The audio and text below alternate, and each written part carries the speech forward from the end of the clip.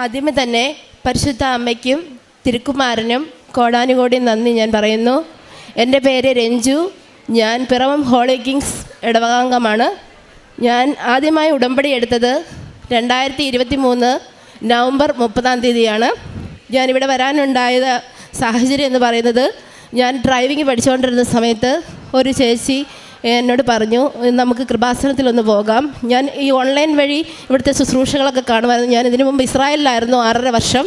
അപ്പോൾ ഞാൻ അവിടെ നിന്ന സമയത്ത് എനിക്ക് ഈ ഓൺലൈൻ വഴി ഇങ്ങനെ പ്രാർത്ഥന കാണുമെങ്കിലും സംബന്ധിക്കുമെങ്കിലും കുറച്ച് സമയമൊക്കെ ഉണ്ടായിരുന്നുള്ളൂ.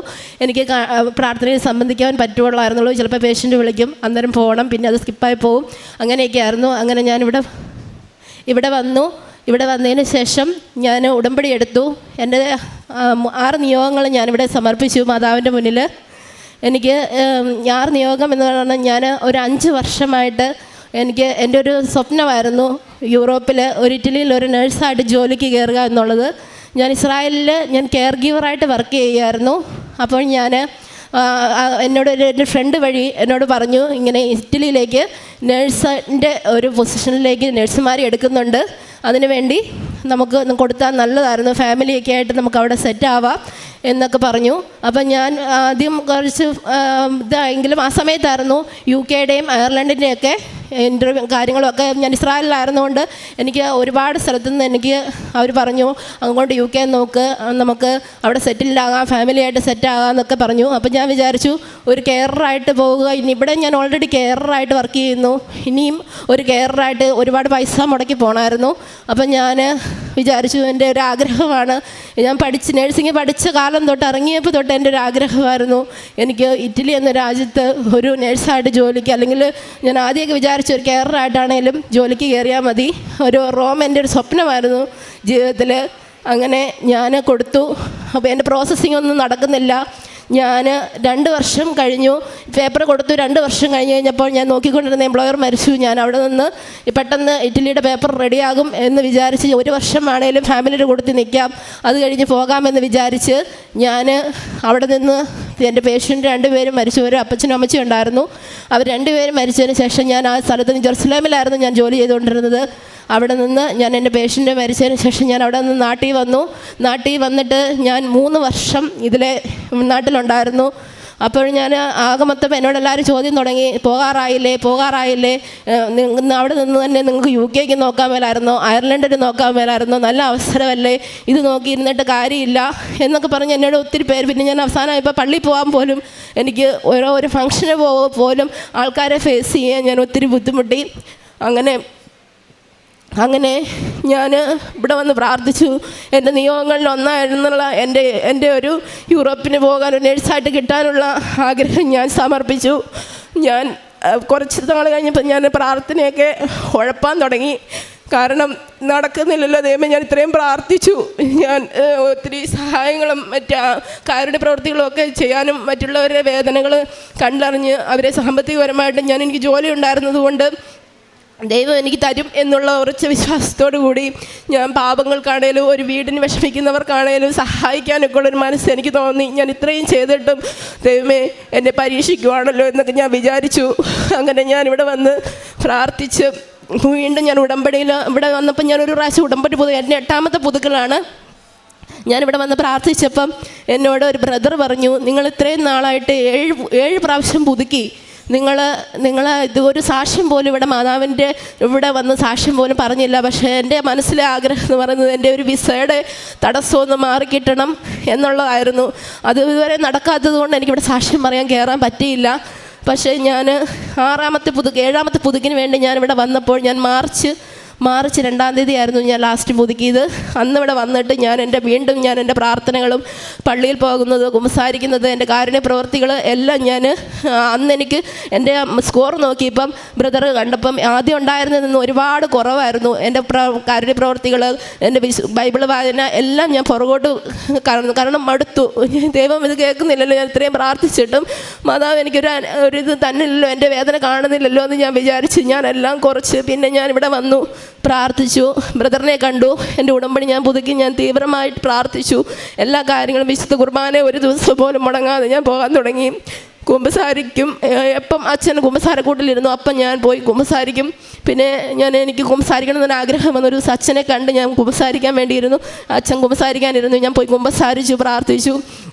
അങ്ങനെ ഇരുന്നപ്പോഴാണ് ഒരു ദിവസം ഞാൻ എൻ്റെ ഈ വിസയുടെ ഇതിന് വേണ്ടി കൊടുത്ത 5 വർഷമായിട്ടും കൊടുത്തിട്ടും നടക്കാത്ത കാര്യത്തിന് വേണ്ടി ഞാൻ പിന്നെ ഇത് വെയിറ്റ് ചെയ്യണ്ട, എങ്ങനെയെങ്കിലും ഇത് തിരിച്ചു മേടിച്ചിട്ട് വേറെ എന്തെങ്കിലും കൊടുക്കാമെന്ന് വിചാരിച്ച് ഞാൻ എൻ്റെ ഡോക്യുമെൻറ്റുകളെല്ലാം ഞാൻ തിരിച്ചു മേടിച്ചു. അങ്ങനെ വിഷമിച്ച് ഇനി എന്ത് ചെയ്യും? എല്ലാ രാജ്യവും ക്ലോസ് ചെയ്തു, യൂറോപ്പ് എല്ലാം ക്ലോസ് ചെയ്തു. ഇപ്പോൾ ഒരു രാജ്യത്തേക്കും ആൾക്കാരെടുക്കുന്നില്ല.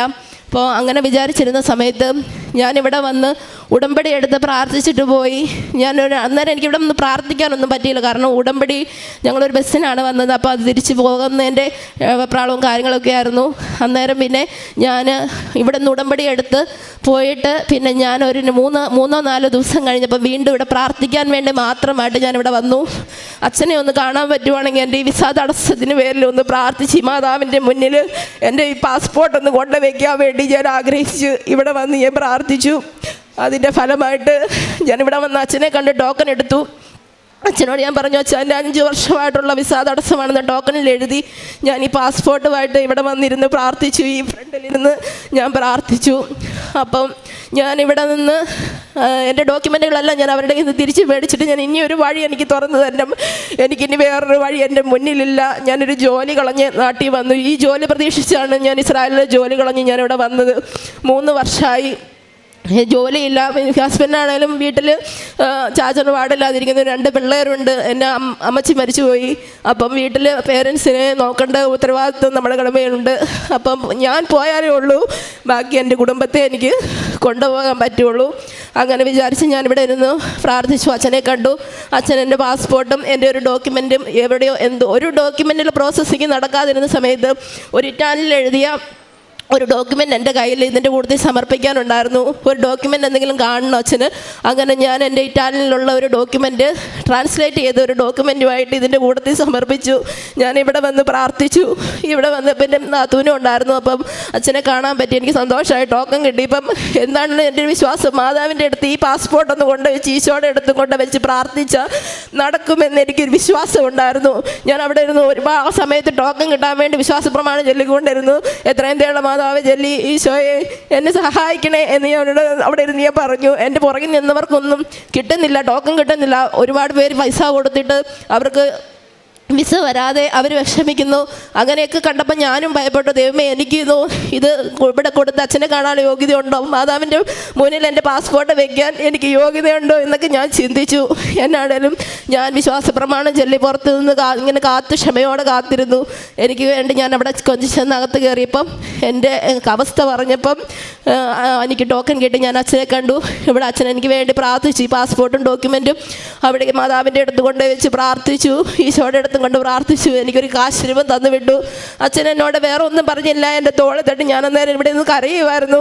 കാരണം എൻ്റെ അവസ്ഥ അതായിരുന്നു. എനിക്ക് മറ്റുള്ളവരെ ഫേസ് ചെയ്യാൻ പറ്റുന്നില്ല. ഒരു പരിപാടിക്ക് എനിക്ക് പോകാൻ പറ്റുന്നില്ല. ആൾക്കാരുടെ ചോദ്യം, നിങ്ങളെന്തുകൊണ്ട് അവിടെ കൊടുത്തില്ല ഇവിടെ കൊടുത്തില്ല, എല്ലാവരും പോയി രക്ഷപ്പെട്ടു, ഇങ്ങനെ നിൽക്കുന്നു എന്നുള്ള കേട്ട് പള്ളിയിൽ പോലും പോകാൻ മേലാത്തൊരവസ്ഥയായ ചിലപ്പോൾ 2ാമത്തെ കുർബാനയ്ക്കൊക്കെ പോകാൻ കാണിക്കാതെ പുറത്ത് ചാടിപ്പോരും. അങ്ങനെ ഒരവസ്ഥയിൽ വന്ന് ഞാനിവിടെ നിന്ന് പ്രാർത്ഥിച്ച് ഞാനൊരു ബസ്സിനാണ് വന്നത്. അപ്പോൾ ആ ബസ്സിൽ കയറാൻ പോകുന്നതിന് മുൻപ് തന്നെ എൻ്റെ 5 വർഷം തടസ്സമായിട്ടിരുന്ന ഈ വിസയുടെ പ്രോസസ്സിങ്ങിന് എൻ്റെ കൂടെ ജോലി ചെയ്തുകൊണ്ടിരുന്ന, എൻ്റെ കൂടെ ഇറ്റാലിയൻ പഠിച്ചുകൊണ്ടിരുന്ന ഒരു കൂട്ടുകാരൻ്റെ ആൻറ്റി, അവിടെ 10-15 വർഷമായിട്ട് ഷീമ എന്നാണ് ആൻറ്റിയുടെ പേര്. ആ ആൻറ്റി എന്നെ ഒരു പരിചയമില്ലാത്ത എന്നെ ആ കൊച്ചു പറഞ്ഞിട്ടാണ് ഇതുപോലെ അവസ്ഥയിൽപ്പെട്ട് നിൽക്കുവാണ് എന്ന് പറഞ്ഞിട്ട് ആ ആൻറ്റി എന്നെ ആ നിമിഷം വണ്ടിയിൽ കയറുന്നതിന് മുമ്പ് തന്നെ ഒരു 12 കാലമായപ്പം എന്നെ അവിടുന്ന് വിളിച്ചു. ഒരു മാർച്ച് 23-ാം തീയതി ആയിരുന്നു ഞാൻ വന്ന് അച്ഛനെ കണ്ടിട്ട് തിരിച്ചു പോയത്. 23-ാം തീയതി ആൻറ്റി എന്നെ വിളിച്ചു, മോളെ വിഷമിക്കണ്ട, നിൻ്റെ ഡോക്യുമെൻറ്റുകളൊക്കെ റെഡി ആയിട്ടിരിക്കുമല്ലായിരുന്നു, നീ അത് ഒരു കാര്യം ചെയ്യുക, ആ ഡോക്യുമെൻറ്റുകൾ എൻ്റെ കയ്യിൽ എൻ്റെ ചെയ്യുന്ന ഒരു കൂട്ടുകാരിയുടെ ഹസ്ബൻഡുണ്ട്. അവരിങ്ങനെ എംബസിയിലെ കാര്യങ്ങളൊക്കെ വർക്കുകളൊക്കെ ചെയ്യുന്നവരാണ്, നഴ്സിങ്ങിൻ്റെ എല്ലാം ചെയ്യുന്നവരാണ്. അപ്പോൾ മോള് ഡോക്യുമെൻ്റ് എൻ്റെ കയ്യിൽ അയച്ചതാ, നമുക്കത് ശരിയാക്കാം മോളെ എന്നും പറഞ്ഞുകൊണ്ട് ഞാൻ വിശ്വസിക്കുന്നു. ഒരു മാതാവായിട്ട് ഇത്രയും 5 വർഷം തടസ്സമായിട്ടിരുന്ന പ്രശ്നം അച്ഛനെ കണ്ട് ഞാനിവിടെ പ്രാർത്ഥിച്ചിറങ്ങി ബസ് കയറുന്നതിന് മുമ്പ് എന്നെ വിളിച്ചിരുന്നെങ്കിൽ മാതാവാണ് എന്നെ വിളിച്ചതെന്ന് ഞാൻ വിശ്വസിക്കുന്നു. കാരണം ഞാൻ ഡോക്യുമെൻ്റ് കൊടുത്തു. ഏപ്രിൽ 4-ാം തീയതി എൻ്റെ ഡോക്യുമെൻറ്റുകൾ ഞാൻ ഇറ്റലിക്ക് അയച്ചു കൊടുത്തു. എനിക്ക് ഈ ജൂലൈ 16-ാം തീയതി എൻ്റെ വിസ, യൂറോപ്പിലേക്കുള്ള വിസ, ഒരു നേഴ്സിൻ്റെ വിസയാണ് എനിക്ക് അടിച്ചു കിട്ടിയത്. അത് ഞാൻ പ്രാർത്ഥിച്ചു, മാതാവേ എനിക്ക് നടത്തുവാണെങ്കിൽ ഈ വിസ, ഈ പാസ്പോർട്ട് ഞാൻ മാതാവിൻ്റെ മുന്നിൽ വന്ന് ഞാൻ തുറന്ന് മാതാവിൻ്റെ മുന്നിൽ എന്നെ പ്രതീക്ഷിക്കേണ്ടത് സാക്ഷിയാക്കി ഉയർത്തണേ എന്ന് ഞാൻ പ്രാർത്ഥിച്ചിട്ടാണ് ഇവിടുന്ന് പോയത്. അങ്ങനെ ജൂലൈ 16-ാം തീയതി എനിക്ക് അത് ലൈഫ് ലോങ് വിസയാണ് എനിക്ക് കിട്ടിയേക്കുന്നത്. വർഷത്തെ അവർ ഹോസ്പിറ്റലുകാർ തന്നെ പുതുക്കി തരും. പിന്നെ എൻ്റെ ഇടയ്ക്ക് ഇൻ്റർവ്യൂ കാര്യങ്ങളൊക്കെ ഉണ്ടായിരുന്നു. ഞാൻ മാതാവിനോട് പ്രാർത്ഥിച്ചു, മാതാവ് നീ എനിക്ക് തന്നതാണെങ്കിൽ ഈശോ എനിക്ക് ഈ ഒരു തടസ്സവും കൂടാതെ ലാംഗ്വേജിൻ്റെ പ്രശ്നങ്ങളുണ്ട്. ഞാൻ കുറച്ച് നാൾ പോയി ഇറ്റാലിയൻ പഠിച്ചു. എൻ്റെ വിസ വന്നിട്ടും 16-ാം തീയതി വിസ വന്നിട്ടും ഞാൻ കുറച്ച് നാൾ ഇറ്റാലിയൻ പോയി പഠിച്ചു. അവിടെ നിന്ന് അവർക്ക് ഡയറക്റ്റ് ഞങ്ങളോട് ടോക്ക് ചെയ്യണമെന്ന് പറഞ്ഞ് എൻ്റെ ഒരു കൂട്ടുകാരി ഉണ്ടായിരുന്നു. അപ്പം ഞങ്ങൾ അവിടെ നിന്ന് പല ഇൻ്റർവ്യൂകൾ അറ്റൻഡ് ചെയ്തു. അത് കഴിഞ്ഞ് ലാസ്റ്റ് ആയപ്പം ഒരു ഇൻ്റർവ്യൂ ഹോസ്പിറ്റലിൻ്റെ മാനേജ്മെൻറ്റിൻ്റെ ഭാഗത്തു നിന്നുണ്ടായിരുന്നു. ഞാനും എൻ്റെ ഒരു കൂട്ടുകാരിയുടെ കൂടി അറ്റൻഡ് ചെയ്തു. ദൈവത്തിനൊക്കെ വേറോനിക്ക എന്നായിരുന്നു ആ ഇൻ്റർവ്യൂ ചെയ്ത എംപ്ലോയറിൻ്റെ പേര്. അവർ എന്ത് കൂളായിട്ടായിരുന്നു ഞങ്ങളോട് സംസാരിച്ചത്. തന്നെ എനിക്ക് എന്ത് ചോദ്യം ചോദിക്കും, എന്ത് റിപ്ലൈ പറയും എന്നറിയാം. വേറൊരു ലാംഗ്വേജാണ് ഇറ്റാലിയൻ. അവർ ഇംഗ്ലീഷ് സംസാരിക്കില്ല. എന്നാണേലും ദൈവത്തിൻ്റെ കൃപയാൽ അവർ ഫ്രണ്ട്ലി ആയിട്ടാണ് ഞങ്ങളോട് ടോക്ക് ചെയ്ത്. എല്ലാം ഒരു കുഴപ്പമില്ലായിരുന്നു. ഇൻട്രൊഡക്ഷൻ ചോദിച്ചു, അതിൻ്റെ ഇടയിൽ നിന്ന് കുറച്ച് കാര്യങ്ങൾ ചോദിച്ചു, എക്സ്പീരിയൻസ് ഒക്കെ ചോദിച്ചു. ഞാൻ ഇത്രയും പ്രാർത്ഥിച്ചുള്ളൂ, ദൈവമേ അവർ ചോദിക്കുന്നതിന് ഞങ്ങൾക്ക് മറുപടി പറയാൻ വാക്കുകളുടെ മീനിങ് അറിയാമെങ്കിലേ നമുക്ക് ഉത്തരം കൊടുക്കാൻ പറ്റുള്ളായിരുന്നുള്ളൂ. അതിന് ഞങ്ങളെ സഹായിക്കണമേ. ഞാൻ മാതാവിൻ്റെ ഉപ്പും ഞാൻ എൻ്റെ സർട്ടിഫിക്കറ്റിൽ അവിടെ പഠിച്ചിരുന്ന പുസ്തകത്തിൻ്റെ അവിടെയും മാതാവിൻ്റെ തൈലവും തൂത്ത് എൻ്റെ ഒരു കൂട്ടുകാരി ഉണ്ടായിരുന്നു, അവളുടെയും ഞാൻ തൂത്ത് കൊടുത്തു. അവളോടും ഞാൻ പറഞ്ഞു, എഴുതി മാതാവ് നമ്മൾ നോക്കിക്കോളും. മാതാവിൻ്റെ രൂപം ഞാൻ കാശുരൂപവും കൈ പിടിച്ച് ഞാൻ ആ ഇൻ്റർവ്യൂ അറ്റൻഡ് ചെയ്തു. 10-15 മിനിറ്റേ ഉണ്ടായിരുന്നുള്ളൂ. അതിനുശേഷം അവർക്ക് സന്തോഷമായവർ ഞങ്ങളെ വെൽക്കം ചെയ്തു. ഒരു കുഴപ്പമില്ല, നിങ്ങൾ ലാംഗ്വേജ് അവിടെ വന്ന് നമ്മൾ പഠിച്ച് മുന്നോട്ട് പോകുമെന്ന് വിചാരിച്ചു. അവർ ഞങ്ങളെ സെലക്ഷനാക്കി. അങ്ങനെ ദൈവത്തിന് ഞാൻ നന്ദി പറയുന്നു, 1000 നന്ദി പറയുന്നു. കാരണം അച്ഛൻ്റെ അടുത്ത് വന്ന് പ്രാർത്ഥിച്ച് ഈ പാസ്പോർട്ട് മാതാവിൻ്റെ മുന്നിൽ കൊണ്ട് പ്രാർത്ഥിച്ചതിൻ്റെ ഫലമായിട്ട് 5 വർഷം തടസ്സമായിട്ടിരുന്ന ഈ വിസ കെട്ടി. അതിനകത്ത് ഞാൻ മാതാവിന് തിരുക്കുമാരനും കോടാനുകൂടി നന്ദി പറയുന്നു. അതോടൊപ്പം തന്നെ എനിക്ക് രണ്ടാമത്തെ ഒരു സാക്ഷ്യം എന്ന് പറയുന്നത്, എൻ്റെ ഡ്രൈവിങ്ങിൻ്റെ ലൈസൻസ് എനിക്ക് കിട്ടിയായിരുന്നു. ഒരു 2 വർഷം മുമ്പാണ് എനിക്ക് കിട്ടിയത്. പക്ഷേ എനിക്ക് വണ്ടി എടുക്കാൻ എന്തോ ഒരു പേടിയോ, ഓട്ടോമാറ്റിക് വണ്ടി ആയിരുന്നെങ്കിൽ എനിക്ക് കുഴപ്പമില്ല. പക്ഷേ ഈ ഗിയർ മാറേണ്ടതുകൊണ്ട് എനിക്കൊരു ഭയങ്കര കാലിനൊക്കെ വിറയലോ എന്തൊക്കെയോ ഒരു ടെൻഷൻ പോലെയൊക്കെ ആയിരുന്നു. ഞാൻ എന്നിട്ട് ഇവിടെ വന്ന് മാതാവിനോട് പ്രാർത്ഥിച്ചു, മാതാവേ എനിക്ക് ഒരു ധൈര്യം തന്നെ, വണ്ടി എടുക്കാൻ ആപത്തുകളൊന്നും കൂടാതെ ഇത് ഓടിക്കാനും, ഇതെനിക്ക് ഇത്രയും കഷ്ടപ്പെട്ട് കിട്ടി, പക്ഷേ എനിക്കത് ഓടിക്കാനുള്ള ധൈര്യം തന്ന് മാതാവെ അനുഗ്രഹിക്കണമെന്ന് പ്രാർത്ഥിച്ചു. അതിൻ്റെ ഫലമായിട്ട് എനിക്ക് വണ്ടി ഓടിക്കാനിപ്പോൾ കുഴപ്പമൊന്നുമില്ല, ധൈര്യമായിട്ട് ഞാൻ ഓടിച്ചു പോകുന്ന ആപത്തുകളൊന്നും. ഞാൻ മാതാവിൻ്റെ ഉപ്പും തൈലവും കാശുരവും ഇതൊക്കെ ഞാൻ വണ്ടിയിൽ എപ്പോഴും വയ്ക്കും. എന്നിട്ട് വണ്ടി എടുക്കുന്നതിന് മുമ്പ് ഞാൻ വിശ്വാസ പ്രമാണം ചൊല്ലി ധൈര്യമായിട്ട് വണ്ടി എടുക്കും. ഒരു കുഴപ്പവും ഇപ്പം എനിക്കില്ല. ദൈവത്തിൻ്റെ തിരുനാമത്തിന് മഹത്വം ഉണ്ടാകട്ടെ എന്ന് ഞാൻ പ്രാർത്ഥിക്കുന്നു. അതുപോലെ എൻ്റെ കാരുണ്യ പ്രവൃത്തികൾ എന്ന് പറയുന്നത്, ഞാൻ പത്രം മേടിച്ച് ആദ്യമൊക്കെ എനിക്ക് ഭയങ്കര ശമ്പലമായിരുന്നു. കാരണം ഒരാളുടെ കൈ കൊണ്ട് കൊടുക്കുമ്പോൾ അവർ ചിലപ്പോൾ എങ്ങനെ പ്രതികരിക്കുമെന്ന് അറിയത്തില്ല. പിന്നെ ഇത് തട്ടിപ്പാണ്, അതാണ് ഇതാണ് ബിസിനസ്സാണെന്നൊക്കെ ഇങ്ങനെ പറഞ്ഞ് നമ്മളെ മനസ്സിനെ അപ്പടി വേദനിപ്പിക്കുമായിരുന്നു. അന്നേരം പിന്നെ എനിക്ക് മടിയായി തുടങ്ങി കൊടുക്കാനൊക്കെ. പിന്നെ ഞാൻ എൻ്റെ സാക്ഷ്യങ്ങൾ ഞാൻ പറഞ്ഞുകൊണ്ട് ഞാൻ ഓരോരുത്തർക്കായിട്ട് ഇത് സമർപ്പിക്കാൻ തുടങ്ങി. പ്രാർത്ഥിച്ച് നിങ്ങളുടെ നിയോഗങ്ങളൊക്കെ നടക്കും, മാതാവ് നടത്തി തരും എന്ന് പറഞ്ഞ് ഞാനിത് കൊടുക്കാൻ തുടങ്ങി. പിന്നെ ഞാൻ കാരുണ്യ പ്രവർത്തികളായിട്ട് ചെയ്യുന്നത്, ഞാനിപ്പം ഒരു ജോലി കിട്ടിക്കഴിയുമ്പോൾ മാതാവ് ഞാൻ പള്ളിയിൽ ഇങ്ങനെ ഇരുന്ന് പ്രാർത്ഥിക്കുമായിരുന്നു.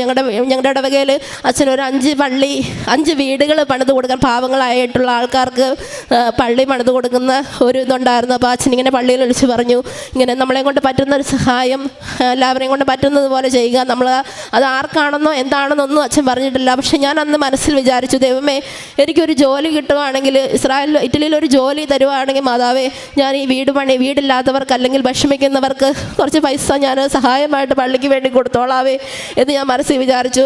പക്ഷേ കുറേ കാലങ്ങൾ കഴിഞ്ഞിട്ടും എൻ്റെ ഇതിനൊരു മാറ്റവും കാണുന്നില്ല, ഒരു പ്രോസസ്സിങ് നടക്കുന്നില്ലാതെ വന്നപ്പോഴത്തേനും ഞാൻ മനസ്സിൽ വിചാരിച്ചു. അന്നേരം എനിക്ക് സാമ്പത്തികപരമായിട്ട് ടൈറ്റും കാര്യങ്ങളൊക്കെ ആയിരുന്നു. എന്നാലും ഞാൻ പള്ളിക്ക് വേണ്ടി ഒരു വീട് നമ്മുടെ ഒരു അധ്വാനത്തിൻ്റെ വിഹിതമായിട്ട് ഒരു സിമെൻറ്റ് ചാക്ക് അവർക്ക് മേടിച്ച് അവരുടെ വീടിന് വേണ്ടി കൊടുത്തിട്ടുണ്ടെങ്കിൽ മാതാവ് അത് കാണുമല്ലോ എന്ന് വിചാരിച്ച് ഞാനന്ന് 10,000 രൂപ പള്ളിക്ക് വേണ്ടി കൊടുത്തു. മറ്റേ ഒരു വീട് പണി അന്നേർക്ക് വേണ്ടിയിട്ട് കൊടുത്തു. അതിൻ്റെ ഫലമായിട്ട് അന്ന് തന്നെയാണ് എൻ്റെ പ്രോസസ്സിങ്ങിൻ്റെ കാര്യങ്ങളും എനിക്ക് ഓഫർ ലെറ്റർ കിട്ടാൻ തുടങ്ങി. പക്ഷേ ഞാൻ വിചാരിച്ചു ഇത് കിട്ടിക്കഴിഞ്ഞ് ഏത് കാലത്ത് കിട്ടാനോ, അന്നേരം വീടുകൾ പണികളൊക്കെ കഴിയും. അതുവരെ എനിക്ക് ചിലപ്പോൾ മാതാവ് എന്നെ അറിയാനോ അല്ലെങ്കിൽ പരീക്ഷിക്കാനായിട്ടാണ്. നമ്മളിപ്പോൾ ഭക്ഷണം കഴിക്കേണ്ട സമയത്ത് ഭക്ഷണം കഴിക്കാതിരിക്കുകയല്ല. അതുപോലെ ഞാൻ വിചാരിക്കും ആവശ്യം ഉള്ള സമയത്ത് അത് അവർക്ക് കൊടുക്കുക, അപ്പോൾ ദൈവസന്നിധിയിൽ മഹത്വമുള്ളതായിരിക്കും എന്ന് വിചാരിച്ച് ഞാനത് പള്ളിയിൽ കൊണ്ട് കൊടുത്തു. അന്ന് 2 ദിവസം കഴിഞ്ഞപ്പോൾ തന്നെ എൻ്റെ ഓഫർ ലെറ്റർ വന്നു തുടങ്ങി.